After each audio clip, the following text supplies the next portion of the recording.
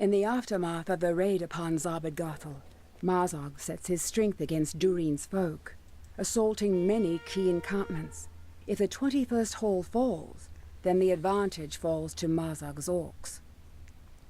If we should fail to defend this hall, our expedition will be for naught. The iron garrison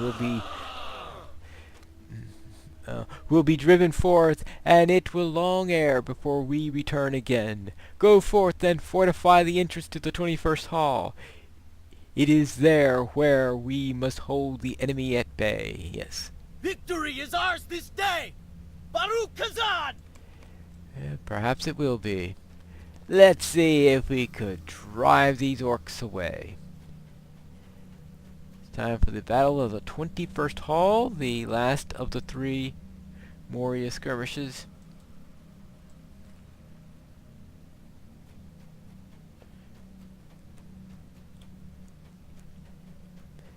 Now in this case, the pattern is set on the assault directions, so they're all in set directions, so we don't have to worry about moving back and forth as we did in the Way of Smiths or in the Deep Way. And there's a pause between each one, so we have absolutely no worry about time controls we have in most other defensive skirmishes. Yes, within the same assault, you don't have much control over the time, but once the assault is over and you enter the next assault, between assaults, you do have full control over the time, where you have a quest ring, so it makes it a lengthy skirmish. It's a rather lengthy skirmish. That's maybe why they did it that way. It can be a little long to do. As I said, you can take a break in it, which is unusual for a defensive skirmish. Now I do know in the Way of Smiths you do have that break before the boss fight, but this one you have,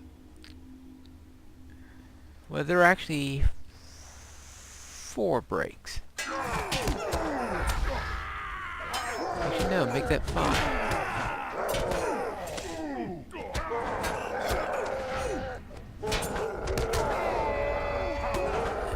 Okay, and because I've got the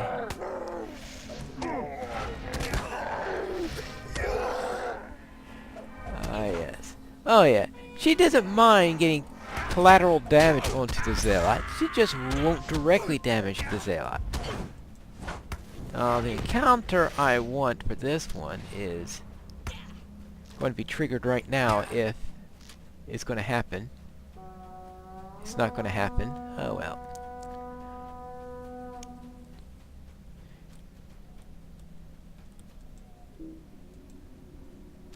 That's the problem when you have only one more encounter to finish the deed, is being lucky enough for it to happen.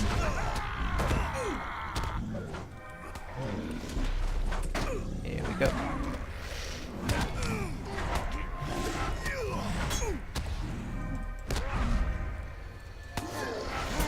And take care of the lieutenants, and now, one of the interesting things here is that this skirmish, the lieutenants are orcs, and the uruks are the captains, while in the previous 2 skirmishes, there were goblins were the lieutenants, and the orcs were the captains. So, in effect, the orcs get demoted in this skirmish. This is completely wrong. Alright. Come on. Yeah, I'm gonna have to ignore that. Okay, let me get the big guy now. I've already done everything else wrong I could possibly do in this particular battle.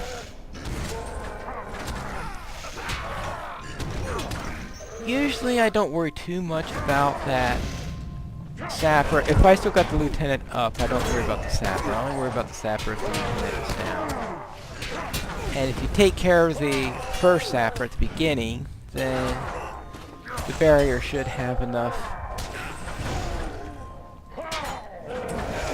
to survive the second one.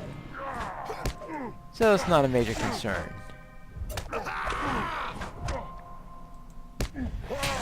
Now, if it were a case where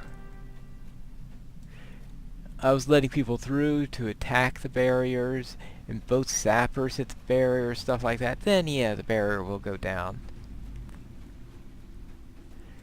But one sapper hit, as you can see there, is not Victory a is problem. ours this day! Baruch Kazan! So now we go to the second assault. And that was the break I was talking about, though I'm not going to have a long breaks in between. Now, you could theoretically go here, pick up the banners, go back, start it up, or do something like that. I don't worry about that. And anyway, I'm not usually going to be doing... That's the first wave. So the first wave, I do like to get the sapper. It's just I consider the lieutenant to have precedence over the sapper, since the lieutenant is the one that could really do the damage. And here's the troll. That's right. As I said back when in the previous skirmish, stay near my stage, and I'll have a better chance of being able to handle, of being able to keep them off of her, because the sage is going to attract everything that I don't get myself, and I'm not an expert on moving and gaining the attention of the enemy.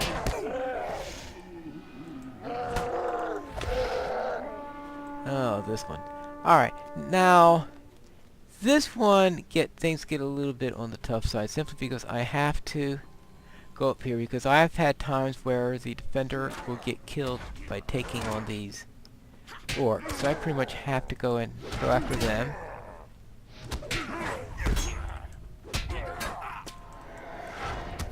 So this is one of those encounters where you have to do the first phase of the encounter immediately. Unless you feel like losing a defender. The boss here, though, you can save him for later, which is what I like to do, since around this time Wheelie is fighting these guys here. I'm surprised that these guys don't attack the barriers. You would think they would do that. Instead, they make a direct path towards Wheelie.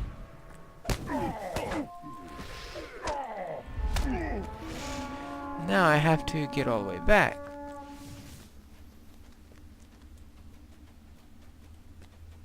Which, fortunate for a brutal charge.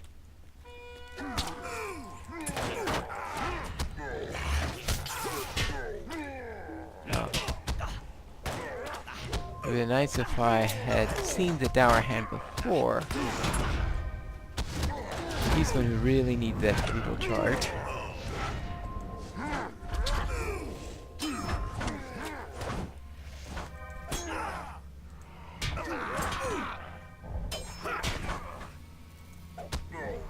Yeah. Oh, actually, this skirmisher was pounding on my soldier.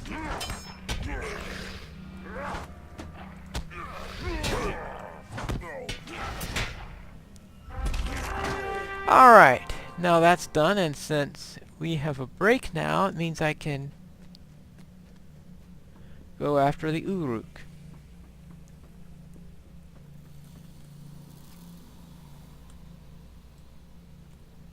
Hello, winds.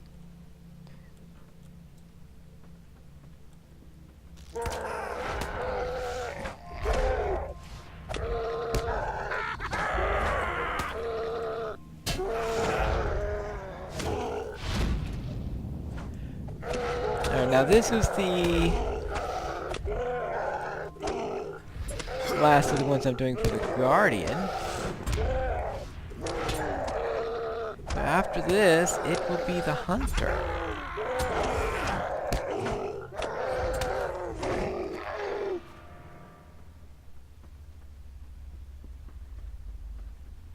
So we'll go from the ones that are doing all the melee ones, because so far I've tended to draw the ones melee because I'm going in alphabetical order. Burglar, as melee as you can get. Captain, very heavy melee, all Victory is ours this except day. for a couple of cries. Baruch Kazan!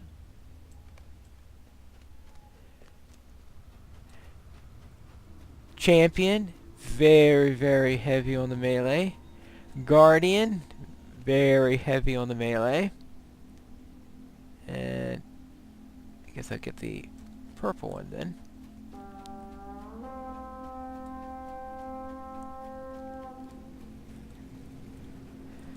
So the first four have been on the heaviest melee classes, which are the ones where, frankly, I'm not very much into pure melee classes.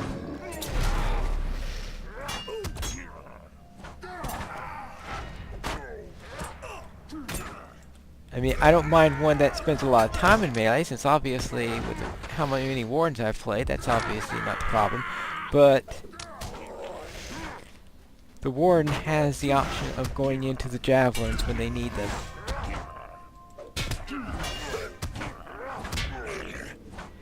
So the warden is equally comfortable in melee and ranged.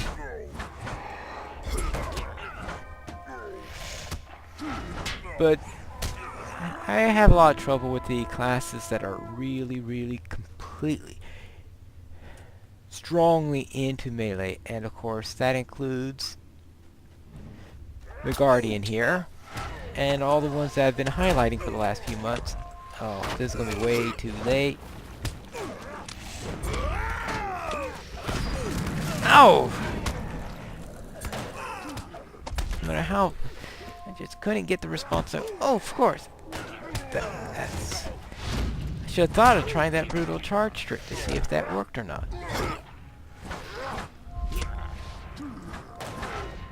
Is that? It's so counterintuitive hitting brutal charge when you're in the middle of melee combat.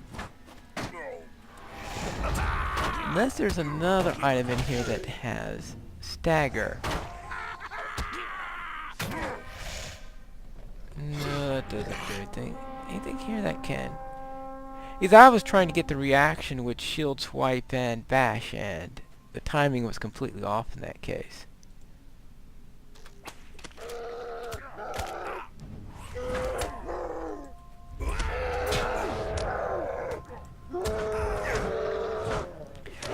Now, so the next few classes I have then are okay, or the hunter and the quanter, pure ranged. Okay, yes, I know the hunter does have a few melee attacks, but most of their melee attacks, I think, are intended to support their ranged abilities.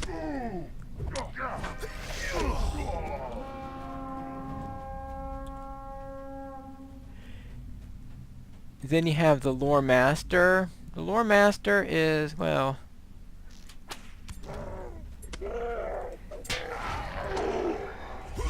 Lore Master has a little bit on the way melee with the staff strike and stuff like this, but let's face it, the Lore Master is mainly tactical. Oh, I just hit it when I hit the button to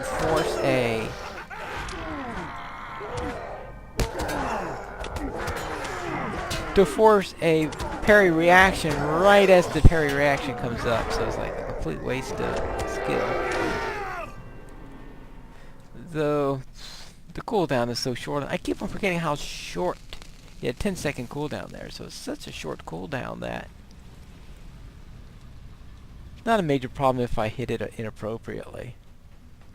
It's not like it's a 10-minute cooldown or anything like that. So I really shouldn't sweat it and just use it more often. Victory is ours this day. Alright, Baruch Kazan! that's the third break. Okay, I guess there are 5 breaks then, because that was the... Right, because this is the third break. You get one more after you get to the Hall of Maz or whatever it is.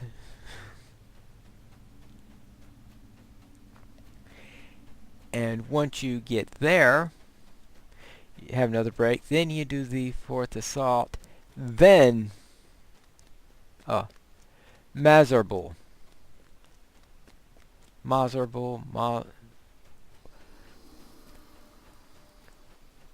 Now, one of those dwarvish names. Alright, let's see. I'm just doing this. I'm putting on the lower row any that I can refresh. Plenty of purples. But usually, I don't worry about them too much during this series. Victory is ours this day! Baruch Kazan! Alright, Northern Hallway and the North End.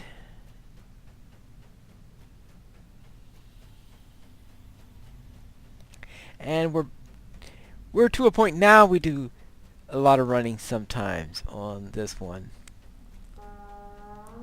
In fact, this has one of the longest distances you have to run in a skirmish between waves of an assault. So this can get trying.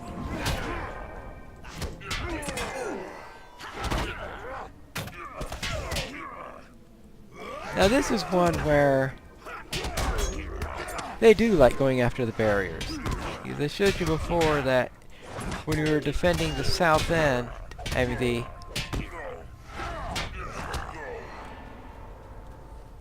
not the south end here, but back when we were defending the southern barrier, they just ignored the barrier in order to go to Wheelie. Here, let's see, where are we?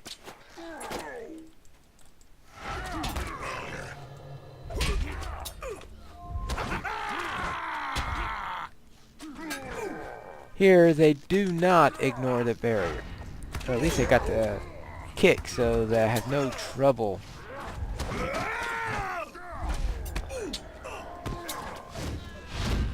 stopping the venomous blood arrow. It is because here he's going off trying to break my barrier down. Barriers do count as defenders. Yeah, he only did a nick on it. So you don't want to lose them. And unfortunately I have to go all the way back to the north end, and Brutal Charge is still on cooldown.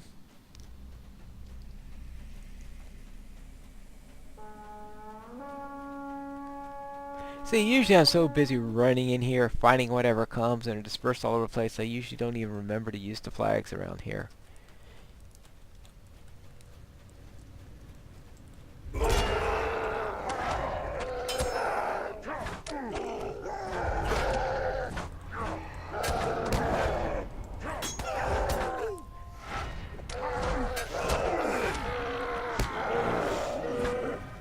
Yeah, we have one more. Something. Worst case scenario. Getting all of them switching back and forth, because of course it's random on whether it's at the same one or at the other one.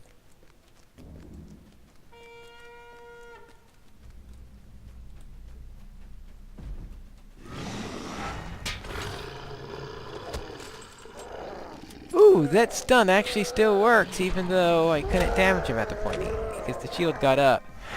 That is nice to know.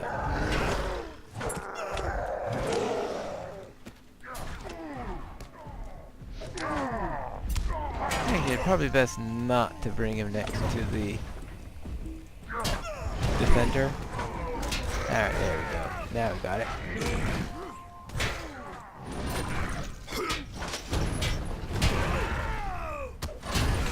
Now there aren't any sappers in this particular assault, so I didn't have to worry about those. Alright, that is... oh. Of course, Winds is fighting one. Chill draft flows through the southeast corner of the Chamber of Mazarbul.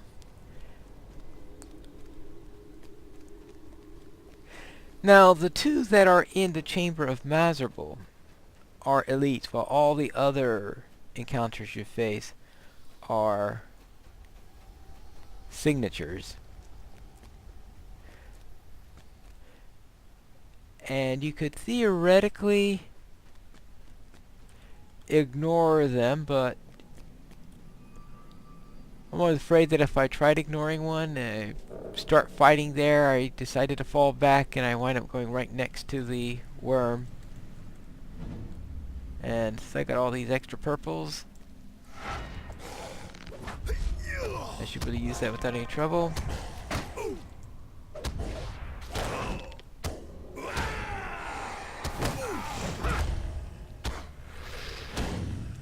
I wonder what would be a good set of skirmishes to try with my hunter.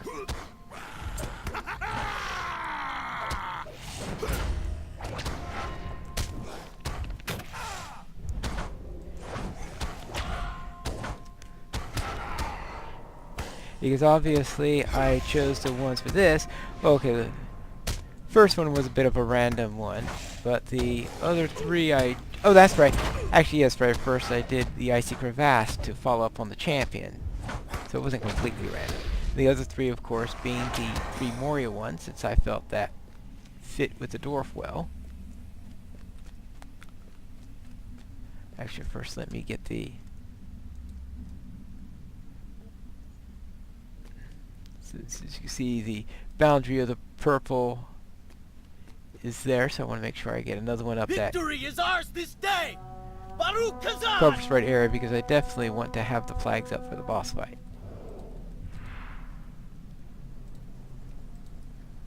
That's when they're most important.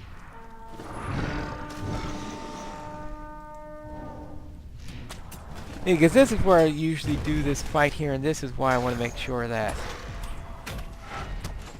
Hey, you, here. And this is why I didn't want to do the fight. You didn't want to skip the worm, because if I did that, the worm might see me if I fall back too far.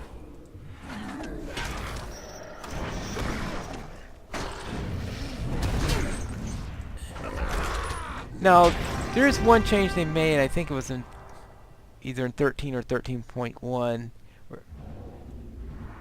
where now you do have to loot this boss here, because traditionally he auto-looted, but now you need to loot him before you finish up. Victory is ours this day! Baruch Kazan! And that is the Battle of the 21st Hall, and that's the last of the Guardian ones, and now I get to go into the ranged classes, and as I said before, the ranged classes are where I feel more comfortable. So we'll begin that in our next episode of Skirmisher of Middle-earth.